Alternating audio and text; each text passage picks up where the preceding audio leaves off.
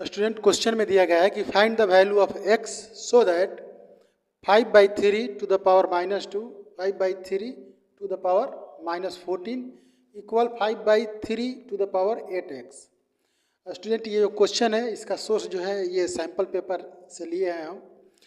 इस तरह का क्वेश्चन आपको एग्जाम में 2 मार्क्स के लिए पूछा जाएगा।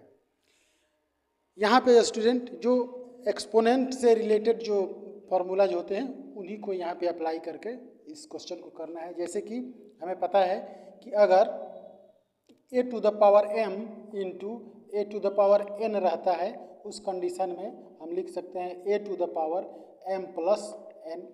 इस तरह से यहाँ पे हम लिख सकते हैं इसको 5/3 to the power -2 plus -14 equal में आपका 5/3 टू द पावर 8x। अब स्टूडेंट यहाँ पे अगर इनका हम सम करें तो ये आपका हो जाएगा 5/3 to the power -16 equal 5/3 to the power 8x।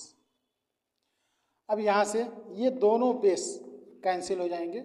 इसके पीछे अगर a to the power m equal a to the power कुछ भी अपना इधर हो, मान लीजिए कि n है, तो इस कंडीशन में ये दोनों बेस जो होंगे इसको हम कैंसिल कर सकते हैं। उसके बाद m और n इक्वल में हो जाएंगे।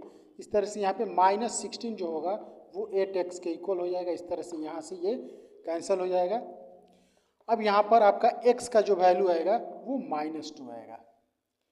आशा करते हैं स्टूडेंट ये क्वेश्चन जो है आप लोग क्वेश्चन भी समझ गए होंगे। इसका जो स्टेप बाय स्टेप हमने सोल्यूशन दिया, इसमें कौन सा रूल हमने अप्लाई किया, ये भी आप लोगों को समझ में आ गया होगा।